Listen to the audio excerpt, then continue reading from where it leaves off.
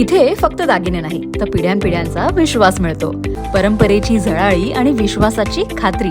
Kailas अडगावकर jewellers, Datta मंदिर bus stop, Nashik road. नाही, रुपाली चाकणकर यांच्या विरोधात आत्ताच असं नाही, दादा होते तेव्हा देखील विरोध होता. काही महिला संघटनेमध्ये 2 गट होते, पण ते कसे होते की काम करणाऱ्या महिलांना जर कोणी त्रास देत असेल तर तिथे विरोध करण्याचं काम होत होतं. आणि ज्यांनी विरोध केला बऱ्याचशा महिलांना त्यावेळेला पदावरून काढण्यात देखील आलं होतं.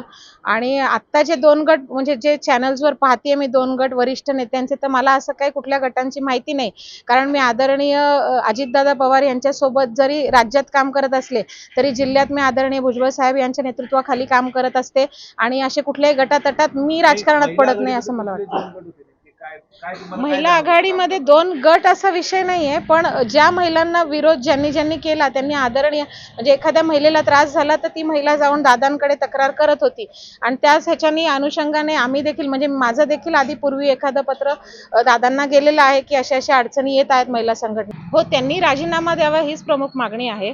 कारण हे जे प्रकरण पाहिलं तर सगळं आम्हाला काही माहित नाही, आम्ही संघटनेच्या महिला आहोत.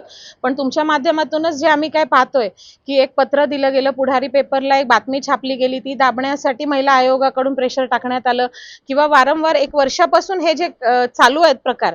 आणि ह्यामुळे काय होतंय की पक्ष, म्हणजे हे तेव्हाच जर ह्याला आळा बसला असता किंवा तेव्हाच महिला आयोगाकडून कारवाई झाली असती तर हे पुढचे जे होणारे प्रकार होते, आज तर बरेच अजून म्हणजे महाविद्यालयाच्या मुलीवर पण बलात्काराचे प्रकार वगैरे असे गोष्टी समोर येतात.